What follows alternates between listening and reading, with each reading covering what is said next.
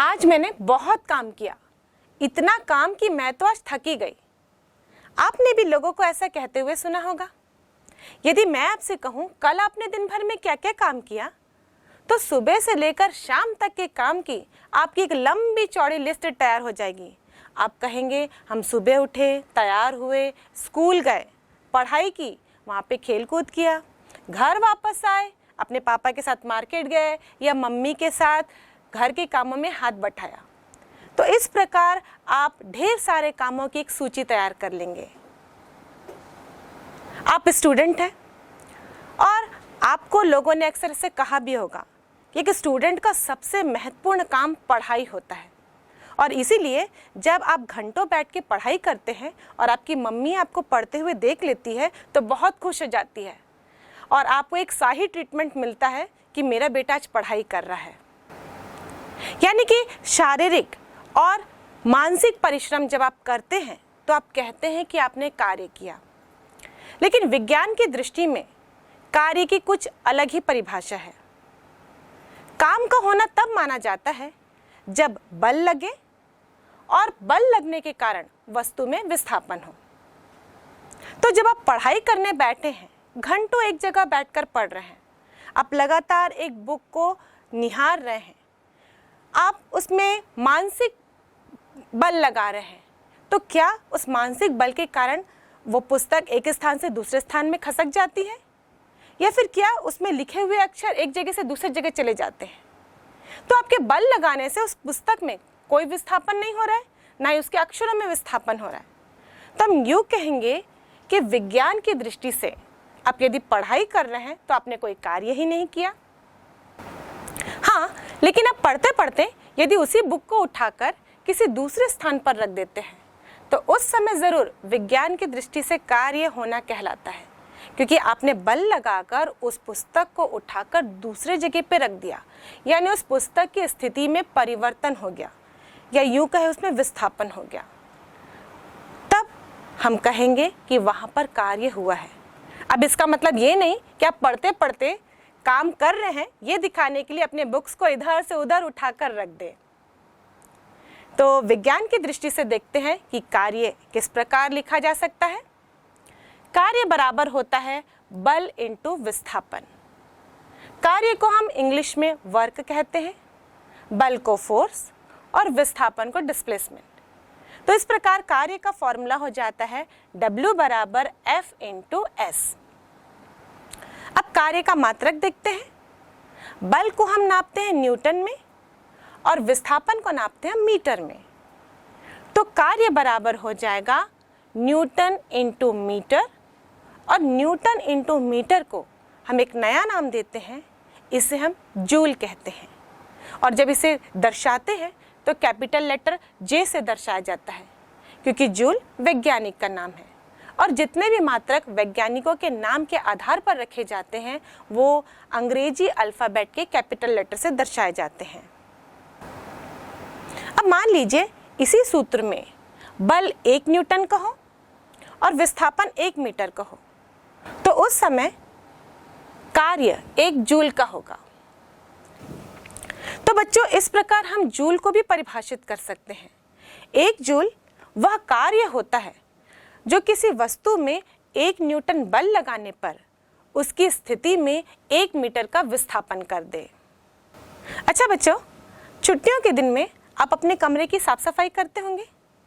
मान लीजिए आपके कमरे में एक बड़ा सा बॉक्स है जिसमें आपकी ढेर सारी पुरानी किताबें रखी हुई हैं, और वो बॉक्स आपके कमरे में दीवार में किसी कोने में टिका कर दीवार से रखा गया है और आप उसको खिसकाने की कोशिश कर रहे हैं। वो बॉक्स लगातार दीवार से टिका ही हुआ है, वो अपनी स्थिति में ज़रा सा भी परिवर्तन नहीं कर रहा है। एक तो वो भारी है और दूसरा दीवार से टिके होने के कारण उसके पास जगह ही नहीं है कि वो बॉक्स मूव कर सके। तब आप बताइए, क्या आपने कार्य किया? इस स्थिति में आपके द्वारा कोई कार्य नहीं हुआ, क्योंकि आपने बल लगाया लेकिन उस भरे हुए किताबों वाले बॉक्स में कोई भी विस्थापन नहीं हुआ। ऐसे ही यदि आपको एक चेयर को उठाकर रखने को कह दिया जाए, तब बताइए क्या आपके द्वारा कार्य हुआ? इस स्थिति में जब आपने चेयर को जमीन से ऊपर की ओर उठाया, वहां पर आपने चेयर की स्थिति में परिवर्तन किया, वहां पर चेयर में विस्थापन हुआ, उस समय हम कहेंगे कि आपने वहां पर कार्य किया। लेकिन एक बार उठा लेने के बाद जब आप उसको पकड़कर खड़े हैं लगातार, उस समय पर आपके द्वारा शारीरिक बल तो लग रहा है, लेकिन उस चेयर की पोजीशन में कोई भी परिवर्तन नहीं हो रहा है। तो जब आप चेयर को पकड़ के खड़े रहेंगे, उस समय आपके द्वारा कोई भी कार्य नहीं होगा। आप अपने घर से स्कूल की तरफ जाते हैं, आपकी स्थिति में परिवर्तन हो रहा है। अब अपने स्कूल में ग्राउंड फ्लोर से फर्स्ट फ्लोर में पहुंच जाते हैं सीढ़ियों से चढ़कर, तभी भी आपकी स्थिति में परिवर्तन हो रहा है। तभी भी हम कहेंगे कि आपने कार्य किया, क्योंकि शारीरिक बल लगाने से आपकी स्थिति में परिवर्तन हो रहा है। लेकिन जब आप स्कूल में बैठकर घंटों एक ही चेयर में लगातार बोर्ड को देखकर पढ़ाई कर रहे हैं, या आपके सामने टेबल में रखी किताब को देख के लगातार पढ़ रहे हैं, तो उस समय आपके द्वारा कोई भी कार्य नहीं हो रहा है। तो अगली बार जब आप कहें कि आपने पढ़ाई की है और बहुत सारा काम किया है, तो इस बात को ज़रूर ध्यान दें कि क्या विज्ञान की दृष्टि से आपने कार्य किया है। तो ऐसे ही बच्चों, हमारे डेली लाइफ में ऐसे ढेर सारे एग्जाम्पल हैं जहाँ पर बल तो लग रहा है, लेकिन वहाँ पर कार्य हो रहा है या नहीं, इसको देखने के लिए आपको चेक करना पड़ेगा कि वहाँ पर वस्तु में विस्थापन हो रहा है या नहीं। तो आइए बच्चों, कार्य के सूत्र पर आधारित कुछ आंकिक प्रश्न बनाते हैं। एक लड़की टेबल पर रखी किताब पर 4.5 न्यूटन का बल लगाती है। किताब बल की दिशा में 30 सेंटीमीटर विस्थापित हो जाती है। वस्तु पर बल द्वारा किए गए कार्य की गणना करें। प्रश्न अनुसार दिया गया है, पुस्तक पर लगाया गया बल यानी कि F बराबर 4.5 न्यूटन, बल की दिशा में पुस्तक का विस्थापन S बराबर 30 सेंटीमीटर है। यहाँ सेंटीमीटर को मीटर में कन्वर्ट करेंगे और इसीलिए हम इसे 100 से भाग देंगे, तो S बराबर होगा 30/100 मीटर यानी कि 0.3 मीटर। अब किए गए कार्य का फॉर्मूला होता है W बराबर F इंटू S, तो हम लिखेंगे W बराबर 4.5 इंटू 0.3 और इसे सॉल्व करने पर हमें मिलेगा W बराबर 1.35 जूल। अगला प्रश्न, एक व्यक्ति 20 किलोग्राम द्रव्यमान की वस्तु को पृथ्वी से 3 मीटर ऊपर उठाता है। उसके द्वारा वस्तु पर किए गए कार्य का परिकलन करें। यहाँ प्रश्न में G बराबर 9.8 मीटर पर सेकंड स्क्वायर लेने को ही कहा गया है, तो हम यही मान लेंगे। वैसे G का मान 9.8 मीटर पर सेकंड स्क्वायर ही होता है, लेकिन जब प्रश्न में 10 लिखने को कहा जाए तो हम G का मान 10 लेकर सॉल्व करते हैं, पर प्रश्न में यहाँ पर 9.8 मीटर पर सेकंड स्क्वायर दिया गया है, तो हम यही मान लेकर इस प्रश्न को सॉल्व करेंगे। यहाँ वस्तु का द्रव्यमान M बराबर 20 किलोग्राम है, विस्थापन S बराबर 3 मीटर है। अगर पृथ्वी से वस्तु को ऊपर की ओर उठा रहा है, यानी कि उस वस्तु का विस्थापन यहाँ पर 3 मीटर है। बल बराबर mg होगा, m बराबर 20 kg है और g का मान 9.8 है। सॉल्व करने पर हमें 196 न्यूटन का बल मिलेगा। तो किया गया कार्य W बराबर होता है F इंटू S, F के स्थान पर 196 लिखेंगे और S के स्थान पर 3 और इसे सॉल्व करेंगे तो ये हो जाएगा 588 जूल। इसका मतलब यहाँ पर किया गया कार्य 588 जूल होगा। बच्चों, बल लगने पर विस्थापन की दिशा के आधार पर हम कार्य को 3 प्रकार में बांटते हैं: धनात्मक कार्य, ऋणात्मक कार्य और शून्य कार्य। तो आइए हम अपने आसपास के उदाहरण से ही इन तीनों प्रकार के कार्यों को समझने की कोशिश करते हैं। यदि आपके पास एक बॉल है जो रुकी हुई है विराम अवस्था में, यदि आप उसको धक्का लगाते हैं तो क्या होता है? बॉल आगे की ओर गति करने लगती है। आप कैरम खेलते हैं, कैरम में आपने देखा स्ट्राइकर आपके पास रहता है। अब स्ट्राइकर को धीरे से धक्का लगाते हैं तो वो भी आगे की ओर बढ़ने लगता है, मतलब उसमें भी विस्थापन होता है। आप घूमने जाते होंगे, अपना सामान एक ट्रॉली बैग में पैक करते हैं और वो ट्रॉली बैग बहुत भारी होने के कारण जनरली हम उसको कैरी करने के बजाय उसको खींचना पसंद करते हैं, जिसमें चक्के लगे होते हैं और आप उसको आसानी से खींचते हुए ले जाते हैं। जब आप उसको खींचते हुए ले जाते हैं तो ट्रॉली बैग भी आपके पीछे पीछे चलने लगता है। बल लगा रहे हैं तो ट्रॉली बैग में विस्थापन हो रहा है। अपने छोटे बच्चों को भी खिलौने वाली गाड़ी को ऐसे धागे से बांधकर खींचते हुए देखा होगा। बच्चा आगे की ओर चलता रहता है, खिलौना उसके पीछे पीछे। यदि आप घर में पेट पालते हैं तो अपने डॉगी को भी जब घुमाने ले जाते हैं तब भी आप एक पट्टे की सहायता से उसे पकड़े रहते हैं और आपका पेट आपके साथ साथ या आपके पीछे पीछे चलता है। तो इस प्रकार आपने देखा कि जब आप बल लगा रहे हैं तब वस्तु में विस्थापन हो रहा है। आप धक्का लगा रहे हो तो वस्तु आगे की ओर चल रही है, आप खींच रहे हो तो वस्तु आपके ओर चल रही है। मतलब धक्का लगा रहे हैं तो वस्तु दूर जा रही है और खींच रहे हैं तो वस्तु आपके पास आ रही है। इन सभी उदाहरणों में हमने देखा कि जिस दिशा में बल लगाया जा रहा है वस्तु का विस्थापन भी उसी दिशा में हो रहा है। जब आपने बॉल को धक्का लगाया तो आपकी बल की दिशा आपसे दूर थी, तो बॉल भी आपसे दूर ही जा रही थी। कैरम की गोटियों में भी आपने देखा, स्ट्राइकर से जब आप मार रहे हैं उसे, आप उसे धक्का लगा रहे हैं, अपने से दूर बल लगा रहे हैं, गोटी भी आपसे दूर जा रही है। जब अपने ट्रॉली बैग को खींचा, बल की दिशा आप ही की ओर थी और ट्रॉली बैग भी आप ही की ओर आ रहा था। तो इस प्रकार जिस दिशा में बल लगाया जा रहा है और उसी दिशा में विस्थापन होता है, तो आपके बल के द्वारा किया गया कार्य धनात्मक कहलाता है। पर इसके विपरीत यदि बल लगाया जाए और विस्थापन की दिशा बल की दिशा से विपरीत हो तो वो ऋणात्मक कार्य कहलाता है। अब ऐसे उदाहरण सोचिए जिसमें कि बल की विपरीत दिशा में विस्थापन हो रहा हो। ऐसे उदाहरण सोच पाना आपके लिए थोड़ा मुश्किल होगा। जनरली जब हम ऋणात्मक कार्य का उदाहरण लेते हैं तो इसमें घर्षण बल और गुरुत्वाकर्षण बल के द्वारा कार्य के उदाहरणों को लिया जाता है। जब बॉल आगे की ओर लुढ़क रही थी, आपने बल लगाया था और बॉल आगे की तरफ गति कर रही थी, लेकिन सतह और बॉल के बीच में घर्षण बल कार्य कर रहा था जो कि उस बॉल की गति का विरोध कर रहा था। तो यहाँ पर घर्षण बल के विरुद्ध उस बॉल में विस्थापन हो रहा है। तो यहाँ पर घर्षण बल के द्वारा किया गया कार्य ऋणात्मक होगा। वैसे ही यदि आप एक बॉल को ऊपर की ओर उछालते हैं, बॉल ऊपर की ओर जा रही है, लेकिन पृथ्वी के गुरुत्वाकर्षण बल के अनुसार वो बॉल पृथ्वी की तरफ खिंचानी चाहिए थी, लेकिन बॉल ऊपर की ओर जा रही है, तो पृथ्वी के गुरुत्वाकर्षण बल के द्वारा किया गया कार्य ऋणात्मक होगा। चलो एक और उदाहरण लेते हैं जिसमें कि धनात्मक और ऋणात्मक बल दोनों एक साथ हम लोग समझने की कोशिश करेंगे। आप यदि कुएं से बाल्टी में पानी निकाल रहे हैं, आप रस्सी को अपनी ओर खींच रहे हैं, तो क्या होता है? वो पानी से भरा हुआ बाल्टी धीरे धीरे ऊपर आता है। अब बताइए ये कौन सा कार्य है?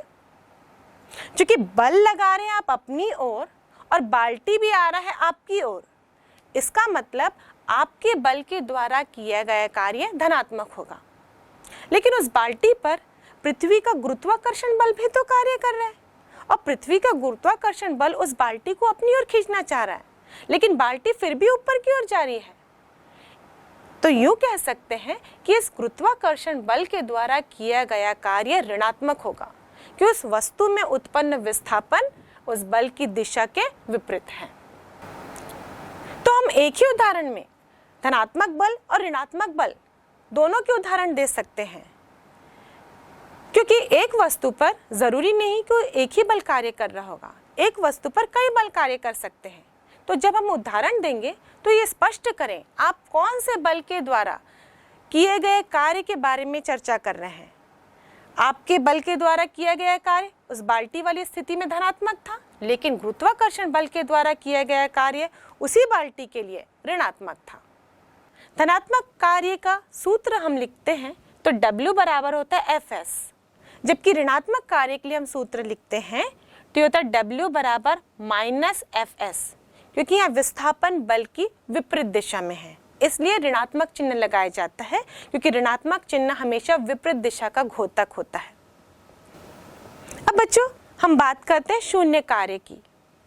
शून्य कार्य की पहले भी हमने चर्चा की, जैसे कि आप अपने कमरे में एक बड़ा बॉक्स जो कि किताबों से भरा हुआ था उसको खसकाने की कोशिश कर रहे थे और वो नहीं खसका, तो उस समय आपके द्वारा किया गया कार्य शून्य कहलाएगा, क्योंकि बल लगाने पर भी उस वस्तु में कोई विस्थापन नहीं हुआ। यदि आपके सामने एक बड़ा सा ट्रक है और आप उसको खींचने की कोशिश करेंगे, बल तो आपने पूरा लगाया लेकिन ट्रक अपनी स्थिति से टस से मस नहीं हुआ, तो उस समय भी आपके बल के द्वारा किया गया कार्य शून्य होता है। शून्य कार्य एक और स्थिति में होता है, जब बल और विस्थापन की दिशा एक दूसरे के लंबवत होती है। उस समय भी वस्तु पर किया गया कार्य या यूं कहे बल के द्वारा किया गया कार्य शून्य होता है। अब ऐसी स्थिति का हम एक उदाहरण देते हैं। मान लीजिए आप प्लेटफॉर्म में गए, आपके पास बहुत भारी सामान था, आपने कूली को हायर किया। कूली ने आपका सामान जमीन से उठाकर अपने सिर पर रख लिया। इस समय में जमीन से लेकर सिर पर रखने में कूली के द्वारा कार्य किया जाएगा, क्योंकि बल लगाने से उस सामान में विस्थापन हुआ और वो जमीन से उठकर उस कूली के सिर पर पहुंच गया। लेकिन कूली सिर पर उस सामान को घंटों ढोकर रखा हुआ है, खड़ा है। मान लीजिए आप ट्रेन का इंतजार कर रहे हैं और वो इस तरीके से सामान को सिर में ढोकर रखा है। उस समय उस कूली के द्वारा किया गया कार्य शून्य होगा, क्योंकि सामान अपनी स्थिति पर ही बना हुआ है, उसमें कोई विस्थापन नहीं हुआ। यहाँ तक तो क्लियर था। अब हम दूसरी स्थिति देख रहे हैं शून्य कार्य की, जहाँ पर बल और विस्थापन की दिशा एक दूसरे के लंबवत हो। यानी कि जब कूली सीधे प्लेटफॉर्म में सामान को सिर पे उठाकर क्षैतिज में सीधा सीधा चले प्लेटफॉर्म में, तो बल की दिशा ऊपर की ओर होगी और सामान के विस्थापन की दिशा उसी के लंबवत होगी। इस कंडीशन में भी बल के द्वारा किया गया कार्य शून्य होगा। लेकिन इसका मतलब ये नहीं कि आप कूली को पैसे नहीं देंगे। कूली को तो पैसे देना ही पड़ेगा, क्योंकि विज्ञान में कार्य की परिभाषा अलग है, लेकिन आम बोलचाल की भाषा में हम शारीरिक परिश्रम या मानसिक परिश्रम को कार्य के नाम से जानते हैं। प्रश्न, एक गोलाकार वस्तु को लुढ़काने पर वह 4 मीटर की दूरी तक विस्थापित होती है। उस पर 15 न्यूटन का घर्षण बल लग रहा है। घर्षण बल द्वारा किए गए कार्य की गणना करें। इस प्रश्न के अनुसार वस्तु पर लगने वाला घर्षण बल F बराबर 15 न्यूटन है। वस्तु का विस्थापन S बराबर 4 मीटर है। अब वस्तु का विस्थापन एवं वस्तु पर लगने वाला घर्षण बल की दिशा एक दूसरे के विपरीत है, क्योंकि घर्षण बल गति का विरोध करता है। यानी कि यहाँ पर घर्षण बल इस वस्तु के विस्थापन का भी विरोध कर रहा है। अतः घर्षण बल द्वारा किया गया कार्य W बराबर होगा minus F into S। Minus sign विपरीत दिशा का घोतक होता है, तो W बराबर होगा माइनस 15 इंटू 4 और W बराबर माइनस 60 जूल। अगला प्रश्न, 60 किलोग्राम द्रव्यमान की महिला इमारत की पहली मंजिल तक पहुंचने के लिए 20 सीढ़ियां चढ़ती है, जिसमें प्रत्येक सीढ़ी की ऊंचाई 23 सेंटीमीटर है। इस क्रिया में महिला पर पृथ्वी के गुरुत्वाकर्षण बल द्वारा किए गए कार्य की गणना करें। प्रश्न अनुसार दिया गया है, महिला का द्रव्यमान m बराबर 60 kg, महिला पर लग रहा गुरुत्व बल 60 इंटू 9.8। गुरुत्व बल की जब गणना करें तो वो m इंटू जी होता है, इसलिए द्रव्यमान को हम गुरुत्वीय त्वरण g से गुणा करेंगे। प्रत्येक सीढ़ी की ऊंचाई 23 सेंटीमीटर है। सेंटीमीटर को मीटर में कन्वर्ट करने के लिए 100 से भाग दे देंगे। 20 सीढ़ियों की कुल ऊंचाई हो जाएगी h बराबर 20 इंटू 23/100 मीटर। तो गुरुत्वाकर्षण बल द्वारा किया गया कार्य W बराबर होगा माइनस mgh। हमने माइनस साइन इसलिए लगाया है क्योंकि गुरुत्वाकर्षण बल के द्वारा पृथ्वी किसी भी वस्तु को अपनी ओर आकर्षित करती है और महिला यहाँ पर गुरुत्वाकर्षण बल के विरुद्ध ऊपर की ओर जा रही है, इसलिए यहाँ पर ऋणात्मक चिन्ह का उपयोग किया गया है। तो हम लिखेंगे माइनस 60 इंटू 9.8 इंटू 20 इंटू 23/100 और इसे सॉल्व करने पर हमें मिलेगा माइनस 2704.8 न्यूटन मीटर। और न्यूटन मीटर को हम जूल लिख सकते हैं, तो ये हो जाएगा -2704.8 जूल। और यदि इसे किलो जूल में कन्वर्ट करें, यानी कि 1000 से भाग दें, तो ये हो जाएगा -2.70 किलो जूल। बच्चों, ये हरे पौधे अपना भोजन कैसे बनाते हैं? सूर्य की उपस्थिति में, उसकी प्रकाश की मौजूदगी में ये हरे पौधे अपना भोजन बनाते हैं। जब प्रकाश नहीं होता तो ये पौधे भी अपना भोजन नहीं बना पाते। आपके कमरे में जो फैन, ट्यूबलाइट चल रहा है, वो कैसे काम करता है? या यूं कहें कि वो कब काम करता है? जब इलेक्ट्रिसिटी होती है। जब इलेक्ट्रिसिटी नहीं होती तो ये भी काम नहीं करते हैं। आप यदि बाइक चलाते हैं या कार चलाते हैं, वो भी कैसे चलता है? जब उसमें हम फ्यूल डालते हैं। अगर ईंधन नहीं होता तो ये बाइक या कार भी नहीं चलते। और ये प्रकाश, इलेक्ट्रिसिटी और फ्यूल, ये ऊर्जा का ही रूप है। या यूं कहें कि ये सारी वस्तुएं कब तक काम कर रही थी? जब तक इनमें ऊर्जा प्रदान की जा रही थी। ऊर्जा की अनुपस्थिति में ये काम नहीं करते। तो ऊर्जा कार्य करने की क्षमता होती है। किसी भी वस्तु के कार्य करने की क्षमता को हम ऊर्जा कहते हैं। The capacity to do work is called energy, और the ability to do work is called energy. ऊर्जा यानी कि एनर्जी, इसके कई रूप हैं, जैसे कि solar energy, wind energy, magnetic energy, electric energy, nuclear energy, chemical energy, और भी इसके कई रूप हैं। पर इस पार्ट में हम केवल मैकेनिकल एनर्जी के बारे में चर्चा करेंगे, जो कि दो प्रकार की होती है। एक काइनेटिक एनर्जी यानी कि गतिज ऊर्जा, और दूसरी पोटेंशियल एनर्जी यानी कि स्थितिज ऊर्जा। जो ऊर्जा वस्तु में उसकी गति के कारण होती है, उसे हम गतिज ऊर्जा कहते हैं।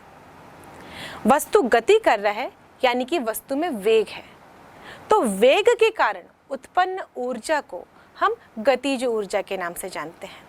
अब वस्तु में उसके वेग के कारण किस प्रकार ऊर्जा उत्पन्न होती है, इसे हम एक एक्टिविटी द्वारा देते हैं। इसके लिए हम एक लोहे की बॉल लेंगे, शॉटपुट, जिसे आपने थ्रोज में देखा होगा या फेंका भी होगा। अब इस शॉटपुट को यदि हम रेत के ढेर पर गिराएं, तो ज़रूर वो इस रेत की ढेर पर गहराई बना देगा, एक गड्ढा कर देगा। अब इस शॉटपुट को हम अलग अलग ऊंचाई से गिराकर देखेंगे और देखते हैं कि इस रेत में कितना गड्ढा हो रहा है, या इस गड्ढे की गहराई कितनी है, ये हम नापेंगे। जब वो शॉटपुट ऊपर से गिराया जा रहा है, यानी कि उस शॉटपुट में, उस लोहे की बॉल में वेग आ गया, और उस वेग के कारण क्या काम हो रहा है? उस रेत में गड्ढा होने का काम हो रहा है। रेत में गड्ढा हो रहा है, इसका मतलब उस वस्तु में, उस बॉल में कुछ ऊर्जा आई होगी या ऊर्जा होगी, और इसी ऊर्जा को हम देखते हैं कि वेग के कारण इस वस्तु में किस प्रकार ऊर्जा उत्पन्न होती है। तो चलो बच्चों, इस एक्टिविटी को करके देखते हैं।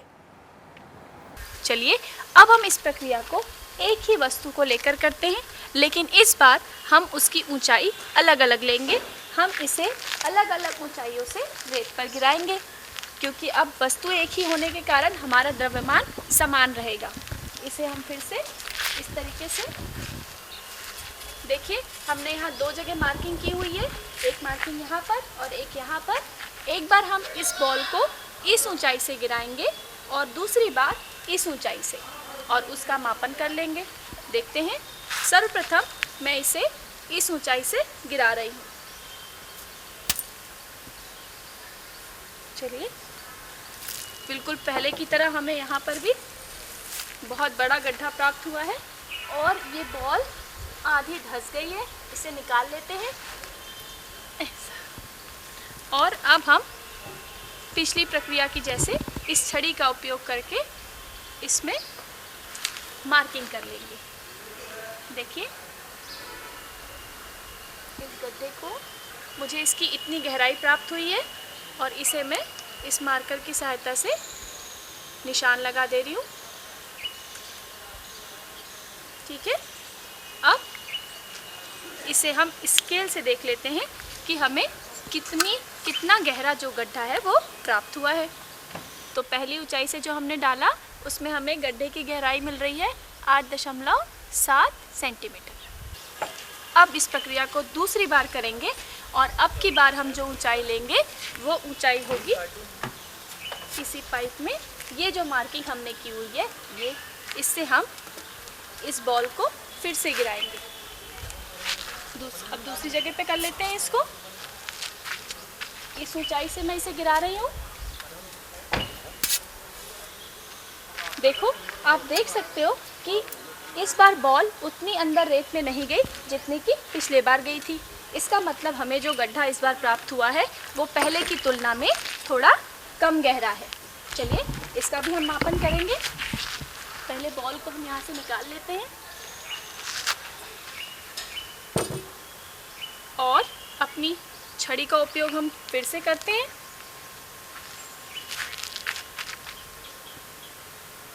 ये देखिए, दूसरी बार जब हमने कम ऊंचाई से इस लोहे की बॉल को गिराया तो हमें यहाँ तक की गहराई वाला गड्ढा प्राप्त हुआ है, जिसे मैं मार्क कर ले रही हूँ। और अब हम इसे स्केल की सहायता से नाप लेते हैं। देखिए, ये हमें मिल रहा है 7 सेंटीमीटर। तो हमने यह पाया कि जब हम समान द्रव्यमान की वस्तु को अलग अलग ऊंचाइयों से गिरा रहे हैं तब भी उसका प्रभाव रेत पर अलग अलग आ रहा है। द्रव्यमान तो समान है, पर अब की बार ऊंचाइयां अलग अलग होने से उस वस्तु का वेग परिवर्तित हुआ। तो बच्चों, इस एक्टिविटी से हमने जाना कि इस बॉल को यदि अलग अलग ऊंचाई से गिराया जा रहा था तो रेत में बनने वाले गड्ढे की गहराई भी अलग अलग थी। ज़्यादा ऊंचाई से गिराया गया तो रेत में गड्ढे की गहराई भी अधिक हो गई। इसका मतलब जब उसको ऊंचाई से गिराया जाता है उसका वेग बढ़ जाता है और वेग बढ़ने के कारण उसकी गतिज ऊर्जा भी अधिक हो जाती है। और जब उसकी ऊर्जा अधिक हो जाएगी तो उसके द्वारा अधिक काम होगा, या यूँ कहे ज़्यादा काम होगा। इसलिए जो रेत में गड्ढे बने थे उसकी गहराई भी अधिक हो गई थी। तो बच्चों, इस गतिज ऊर्जा का सूत्र ज्ञात करते हैं। मान लीजिए हमारे पास टेबल में एक किताब रखी है। अब उस किताब को मैं धक्का लगा रही हूँ, उस पर बल लगा रही हूँ, तो वो किताब टेबल में किसी दूसरी स्थिति में पहुँच जाएगी। मान लीजिए S विस्थापन उस किताब में हुआ। तो हम जानते हैं सूत्र अनुसार कार्य बराबर होता है बल इंटू विस्थापन। अब गति के तीसरे समीकरण से हम जानते हैं v² माइनस u² बराबर 2as होता है, जहाँ u किसी भी वस्तु का आरंभिक वेग होता है, v उस वस्तु का अंतिम वेग, a वस्तु में उत्पन्न त्वरण और s वस्तु का विस्थापन होता है। तो इसी सूत्र से हम देखें s बराबर हो जाएगा v² minus u² upon 2a।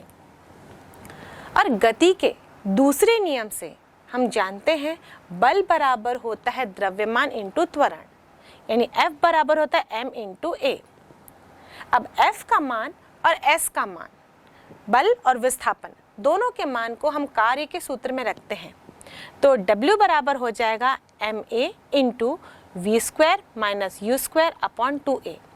यहाँ से a कैंसिल हो जाएगा तो W बराबर बचेगा 1 अपॉन 2 m ब्रैकेट के अंदर v² माइनस u²। इस स्थिति में जो किताब थी टेबल के ऊपर आरंभ में रखी हुई थी विराम अवस्था में, यानी कि उसमें कोई वेग नहीं था, तो उसके आरंभिक वेग को हम 0 लेंगे तो u बराबर हो जाएगा 0। फिर हमने उसको वेग दिया तो उसका अंतिम वेग हो जाएगा v। तो यहाँ पर हम u बराबर 0 लिखेंगे तो w बराबर हो जाएगा 1 अपॉन 2 mv²। और ये जो किया गया कार्य है वो इस किताब की गतिज ऊर्जा के रूप में निहित हो जाएगी। इसलिए हम इस कार्य के जगह गतिज ऊर्जा लिखेंगे, यानी कि काइनेटिक एनर्जी, और इसीलिए हम इसे E से दर्शाएंगे फॉर काइनेटिक एनर्जी। तो E के बराबर हो जाएगा 12 mv², और यही गतिज ऊर्जा का सूत्र होता है। तो यहाँ से हम देखें किसी वस्तु की गतिज ऊर्जा दो तथ्यों पर निर्भर कर रही है। पहले तो उस वस्तु के द्रव्यमान पर और दूसरा उस वस्तु के वेग पर। यानी कि यदि वस्तु बड़ा होगा, भारी होगा, जैसे कि अगर वो बॉल हमने लिया था लोहे का, उसकी जगह हम एक टेनिस बॉल लेते, छोटी बॉल लेते, तो छोटी बॉल और उस लोहे की बॉल को यदि एक साथ गिराया जाता तो छोटी वाली बॉल जिसका द्रव्यमान कम है वो कम गहराई का गड्ढा बनाता रेत में, और वो शॉर्ट पुट, वो लोहे की बॉल सेम ऊंचाई से गिरने पर उस रेत में अधिक गहराई का गड्ढा बनाएगा। दूसरा, गतिज ऊर्जा डिपेंड करती है वेग पर, और इसीलिए हमने देखा अलग अलग ऊंचाई से जब गिराया गया तो अलग अलग ऊंचाई होने के कारण उसके वेग भी अलग अलग थे। इसलिए अधिकतम ऊंचाई पर यानी कि अधिकतम वेग होने पर गड्ढा भी गहरा बना, क्योंकि उसकी गतिज ऊर्जा भी अधिकतम थी। हेलो बच्चों, आप देखो मेरे पास यहाँ पर क्या है, 2 बॉल। ये कौन सी बॉल है? टेनिस की।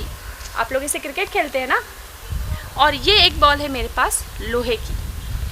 मैं सोच रही हूँ कि यदि दोनों बॉल मेरे पैरों पर गिर जाए तो क्या होगा। इस टेनिस की बॉल का दर्द तो मैं सह लूँगी, पर अगर ये लोहे की बॉल मेरे पैर पर गिर जाए तो तय है कि मेरे पैर की हड्डी तो टूट जाएगी। ऐसा क्यों होता है? हमारे पास 2 अलग अलग द्रव्यमान की बॉल है। इनके गिरने से हमें चोट कम या ज़्यादा क्यों लगती है? इसे समझने के लिए हम क्यों ना इन्हें गिरा कर देखें। पर नहीं, मैं अपने पैरों पर तो इन्हें नहीं गिराने वाली। क्यों ना हम इसे एक ऐसी जगह पर गिराएं जहाँ पर हमें चोट भी ना लगे और इनके गिरने के प्रभाव को भी हम आसानी से देख सकें। तो चलिए हम इसे रेत पर गिरा कर देखते हैं। जब हम इसे रेत पर गिराएंगे तो हम इसके प्रभाव को आसानी से देख पाएंगे। शुरू करते हैं हम अपनी टेनिस बॉल से, और इसके लिए इसे किस ऊंचाई से गिराना है इसका प्रयोग के लिए आप देख सकते हैं इस रॉड में एक निशान हमने लगाया हुआ है। उस निशान से हम इसको गिराएंगे ताकि हमारी ऊंचाई में परिवर्तन ना हो। देखिए, इस मार्किंग की हुई जगह से हम यहाँ पर इसी ऊंचाई का प्रयोग करके इसे गिराते हैं। अरे, इसने तो बहुत ही छोटा सा गड्ढा किया है। चलिए हम इस गहराई को नापेंगे।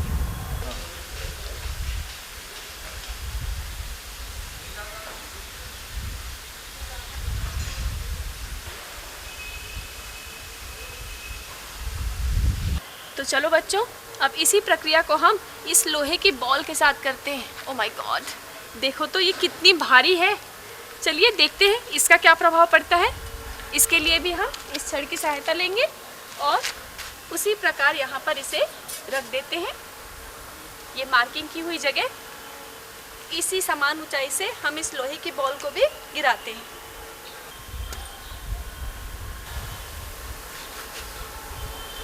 ये बॉल बाहर आ गई है। ठीक है, अब इस छड़ी की सहायता से हम इसे नाप लेते हैं। ये देखिए, ये मैंने इतना नापा है इसे, और इस गहराई के नाप को हम मार्कर से निशान लगा देते हैं। तो बच्चों, अभी हमने 2 अलग अलग भार की बॉल को रेत पर गिराकर देखा और रेत पर बनने वाली गहराइयों को नापा भी।